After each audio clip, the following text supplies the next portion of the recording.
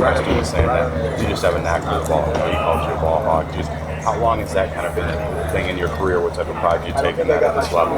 Yeah, I think that started when I was at Bethel. I mean, my head coach, Mike Bacro at Bethel, he was an All-American DB in college, and he really helped me become what I am as a ball hawk. He helped me learn like quarterback progressions and see where the ball is going to go with certain plays.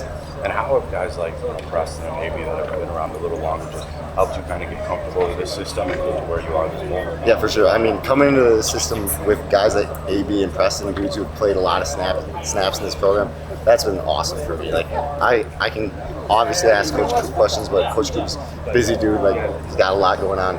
Like, I can come in and talk to AB and Preston anytime, and they're going to help me. And being able to have those two guys who have played a lot in this program and care about what this program is, care about the future of this program, like, that's been awesome for me. Thanks, Matt. Appreciate it. Thank you. So what's been the process like? Kind of a busy offseason in terms of transitioning from kind of D3 level to D1 level. Yeah, I mean, it's obviously a crazy change, and coming from the D3 level, it's a lot more time. It's a lot more like play calls, lot, just everything's more. And I think, but at the same time, coaches can pour more into you. The strength coach can pour in more into you. So if you really buy in and have other players buy into you, which I think the safety room did a great job doing here, the transition was as supposed to be as it could be. What was your portal recruitment like? My portal recruitment was crazy. Coming from the D3 level, I didn't really expect Power 4 schools like Wisconsin to hit me up, but it started when I entered the portal. I had no idea what to expect, and it started with lower D1 schools calling it, and finally higher D1 schools started calling me, and when Wisconsin called me, that was a special call coming from Wisconsin, and I didn't want to pull the trigger right away, but I got up on a visit the night that they offered me, and it ended up being a great fit, and I pulled the trigger.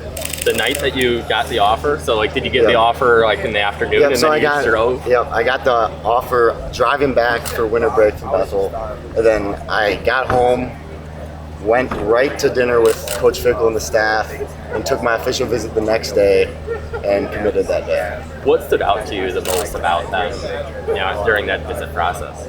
Yeah, I think what stood up to them is like knowing where we have to get to win. I think it aligns with it aligns with who I am. And also Coach Coop, I mean, how real he was with me. He's the exact same person he was in the recruiting process and how he is right now. And I think that means a lot to me. Sorry, you can go ahead. AB is saying that you sometimes have some slower moments off the field. Yeah, I mean, you're going to have some slow moments when you come into a new system, and that's just going to happen. And with time, like, you hope to get rid of those slower moments. It seems like you built some comfort with him where he has no issues giving you a hard time. Oh yeah, no. I think our whole safety room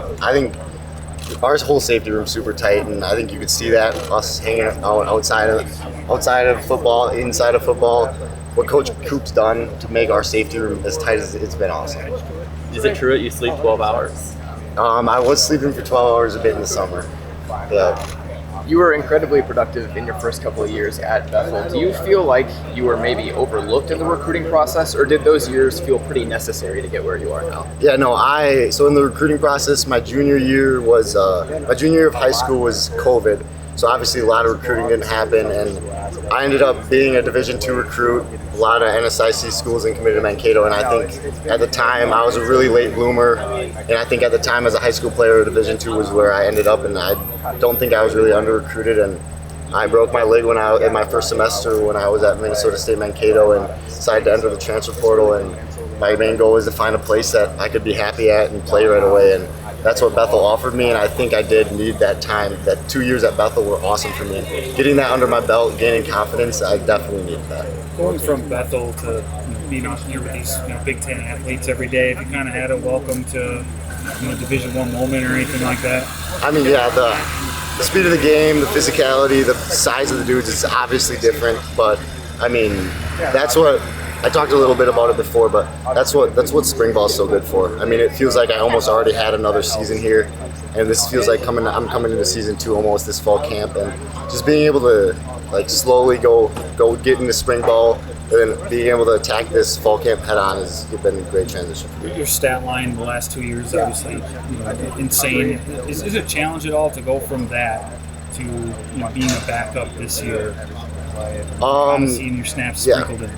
Yeah, for sure. That, I mean, people might see that as a struggle, and yeah, I mean, I completely get that. But at the same time, it's like I grew up a Wisconsin fan. I grew up dreaming of playing in Camp Randall, and to think for the fact that I'm going to be competing for playing time, competing to have an impact on the Wisconsin Badgers, that's something I've dreamed of since I can remember. That's what matters to me. With that dream, is there like a moment that you've been visualizing? Is it coming out the tunnel? Kind of what are you looking forward to for that? Honestly, week one? so many things, but coming out of the tunnel for sure, like that moment's gonna be really surreal to me. Do you think you're sell yourself to people just because of maybe some skepticism with D1 coaches at all? Or Honestly, the biggest speak thing, for itself, the biggest thing I think I had to do was prove to my coaches and teammates when I first got here that I'm here and I'm ready to work and I can compete at this level. And I think I did that. I think if you ask the guys in the room, they saw me, and I didn't ask for them to respect me right away. I understood that you got a new transfer coming in. You don't know who he is. He's coming from the D3 level. Like, who is this guy? I had to come in and I had to earn my stripes, and I believe that they would say I did that. so what did you see on that interception today? I mean, I was playing middle. We call it middle runner, and I'm just playing the middle of the field. Quarterback kind of just threw it to me, honestly. You've obviously been pretty prolific with the interceptions, the pick sixes. Is it athleticism? Is it film study? What kind of gives you that knack to go and make those plays? I think it's a lot of film study and just countless snaps of reading the quarterback. I mean, playing zone coverage, being able to get your eyes on quarterback and break on balls, it's going to be the best chance to get your hands on the ball. When you commit, it's obviously kind of a little bit of a leap of faith. How long did it take here? Was there a specific moment where you felt like, okay, I belong at this level? Yeah, I think so. When we first get here, you're doing walkthroughs in the winter before spring ball, and honestly, my mind was I was lost, but that's normal. I'm going up to Coach Coop's office every day and sitting down with him, and he's building confidence in me, and I think he was a huge part of me gaining that confidence. And then I think a few spring ball practices in, or even after some of the OTAs, I was like, okay, yeah, I'm making some plays. Obviously, I have a lot to clean up, but I've done enough to make some plays to build some confidence where it's yeah, I can play here. A few years between you and Grant Dean, but did you know him? Yeah, I did. So my senior year of high school and his freshman year of high school, we played together.